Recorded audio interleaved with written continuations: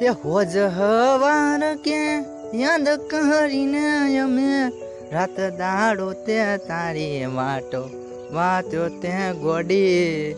જોયેલી માથે પડી તે આવા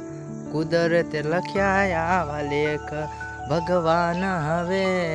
તમે આવું કેમ કરો કે મારી હગીઓ ખેતે એના ફેરા પર તે હવે હું નથી રે જોઈએ કેતો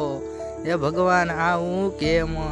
થાવું રે પડે ભગવાન હવે કેમ આવું રે થાય છે એના તે લગ્ન હવે બીજા ઘરે થશે ને મારે રે તડપી મરવું હે ભગવાન મરવાના દાડા મારે આવશે એની યાદો તે મારા મગજમાંથી હવે જાતી રે નથી હવે કેમ ભગવાન તમને આટલું હું તમને કહું છું।